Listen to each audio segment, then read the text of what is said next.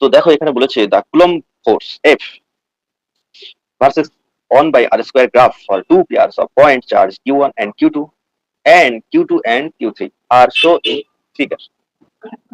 The charge q2 is positive and has least magnitude.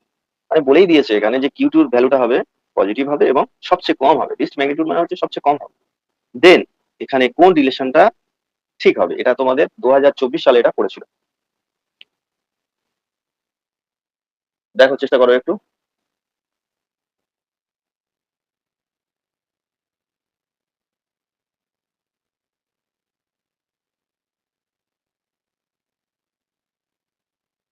Munim ছবিটা আঁকো খাতায়। মুনিম ছবিটা দেখছো? হ্যাঁ স্যার, দেখছি দেখছি। খাতায় আঁকো দেখো।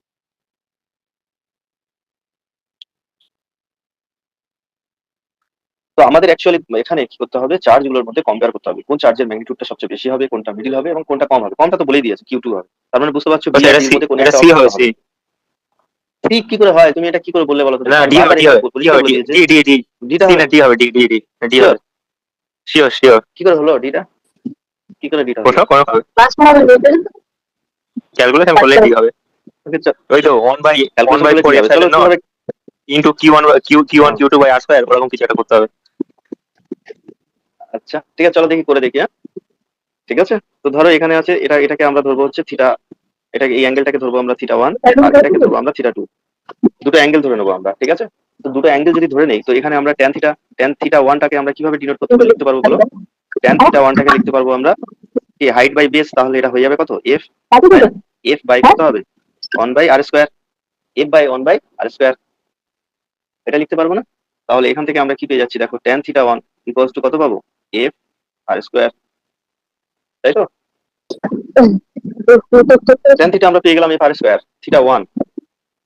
আবার দেখো আমরা কুলম্বস ল থেকে আমরা কি জানি বলতো? কুলম্বস ল থেকে আমরা জানি সেটা হচ্ছে এফ ইকুয়ালস টু কত হবে?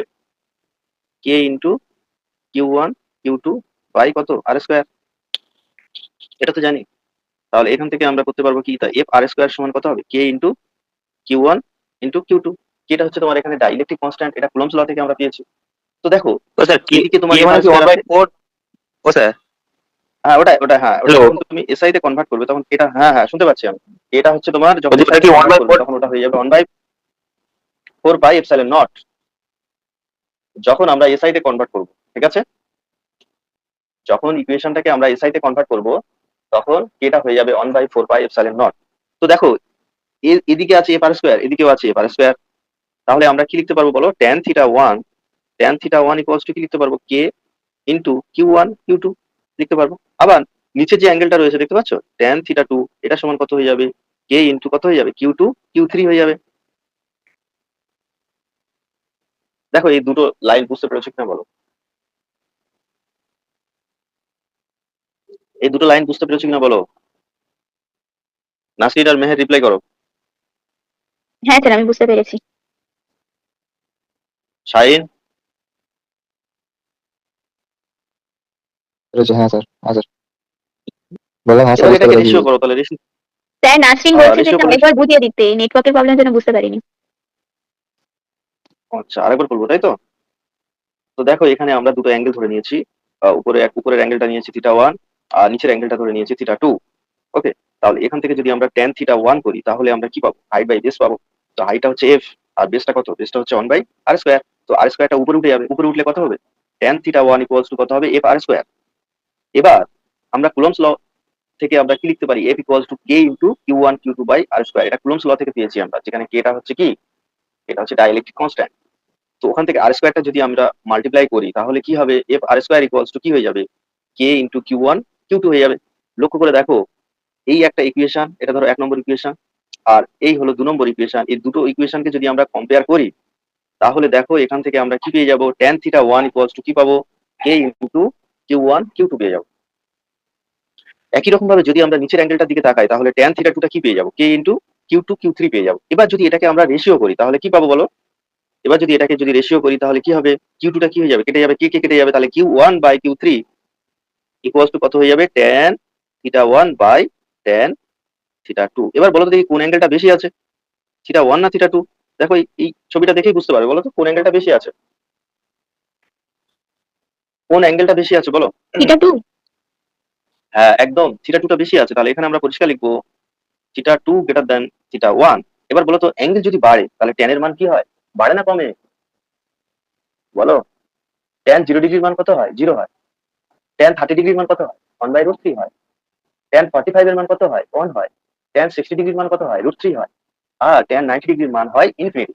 অর্থাৎ যত অ্যাঙ্গেল ইনক্রিজ করবে তত কি হবে, ট্যান এর মানটা কি হবে, ট্যান এর ভ্যালুটা তত কি হবে, তত বাড়বে।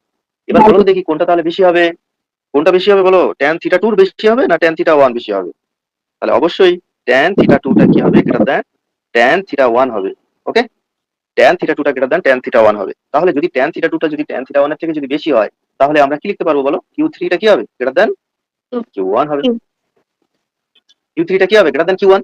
এবার Q2টা অলরেডি আমাদের বলে দিয়েছে, ভালো করে লক্ষ্য করে দেখো, এখানে কোশ্চেনের মধ্যেই বলে দিয়েছে the charge Q2 is positive and has least magnitude, অর্থাৎ সবচেয়ে কম ম্যাগনিটিউড আছে। এই যে দেখতে পাচ্ছ, লিস্ট ম্যাগনিটিউড, তার মানে Q2টা হবে সবার শেষে। তাহলে এখানে আমরা কি লিখবো, তাহলে Q3টা হবে গ্রেটার দ্যান Q1 এবং সবচেয়ে কম যেটা ম্যাগনিটিউড সেটা হচ্ছে Q2। তাহলে এখানে আমাদের অ্যান্সারটা হয়ে যাবে Q3 greater than Q1 greater than Q2। বুঝতে পেরেছো কি আমাকে একবার জানাও। হ্যাঁ স্যার। হ্যাঁ স্যার, বুঝতে পেরেছি। তো এখানে অপশন কোনটা হবে, অপশন হবে ডি। ওকে, অপশন ডি।